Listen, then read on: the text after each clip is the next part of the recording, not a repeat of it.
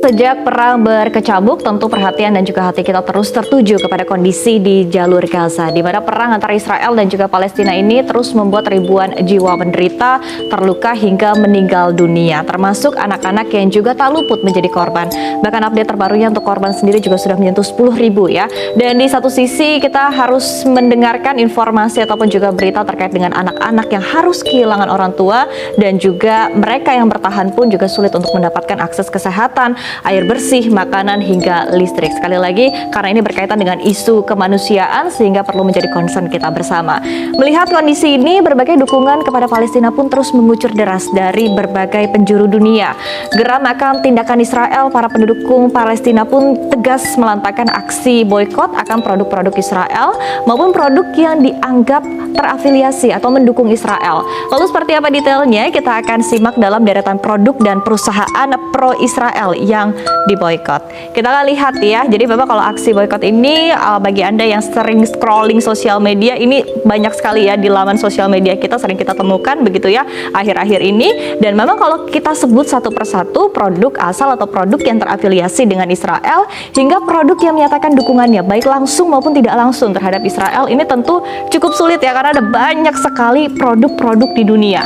Namun gerakan produk ataupun juga boykot anti produk Israel yang tergabung dalam movement BDS atau boycott, disinvestment dan juga sanction telah menyebutkan sejumlah produk yang masuk ke dalam daftar boykot Israel.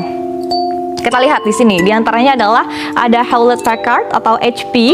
Perusahaan teknologi ini disebut menyediakan dan juga mengoperasikan teknologi yang digunakan oleh Israel untuk menjaga sistem apartheid dan juga kolonialisme oleh Israel. Kemudian kita lihat berikutnya ada Siemens yang diklaim terlibat dalam usaha ilegal Israel untuk pembangunan Euro-Asia Interconnector di pemukiman Palestina. Next kita lihat juga ada Puma. Ini ada salah satu produsen pakaian olahraga terkemuka di dunia, juga ikut ya masuk ke dalam daftar boykot karena telah menjadi sponsor internasional tunggal untuk Asosiasi Sepak Bola Israel atau IFA. Kemudian kita lihat juga ada AXA, perusahaan asuransi yang disebut-sebut melakukan investasinya di bank-bank Israel. Kemudian ada juga Soda Stream yang ini adalah mesin untuk membuat soda atau minuman berkarbonasi di rumah. Kemudian ada juga Ahava.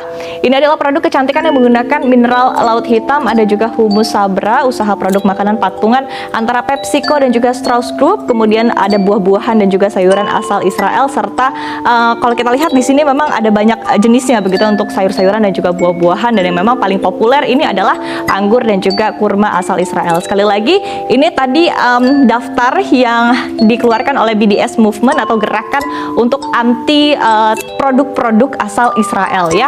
Kemudian kalau kita mau tarik lagi, memang sekali lagi untuk produk turunannya banyak sekali dan banyak juga nama-nama produk yang ikut termention utamanya di sosial media. Kita lihat ya berikutnya seperti apa. Jadi ramainya aksi boykot ini juga tentu tidak lepas nih ya dengan nama-nama produk makanan dan juga minuman asal negara-negara barat. Seperti kita lihat di sini ya.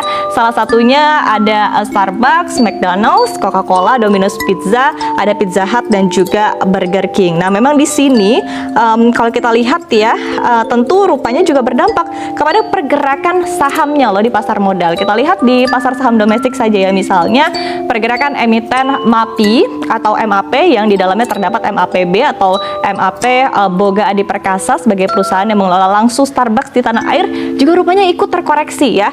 Dalam 1 bulan terakhir misalnya untuk MAPB ini sendiri sudah melemah kurang lebih di 2,71%. Ini tadi sudah dicek sekitar siang tadi pukul 12 siang. Kemudian kita lihat juga untuk MAPI atau MAPI ini terkoreksi dalam 1 bulan terakhir ya di 17,84% pelemahannya. Nah, tapi ini cukup menarik kalau kita lihat ya kondisinya dengan yang ada di Amerika Serikat ataupun juga Wall Street, di mana sebetulnya saham Starbucks ini sempat turun nih sejak aksi pengeboman yang sudah berlangsung begitu di 7 Oktober kemarin begitu ya, sejak perang berkecamuk di 7 Oktober. Sebetulnya untuk pergerakan saham dari Starbucks ini sempat turun sebentar begitu ya, namun sebelumnya kita lihat dalam beberapa waktu terakhir sudah ada penguatan yang cukup signifikan untuk emiten Starbucks.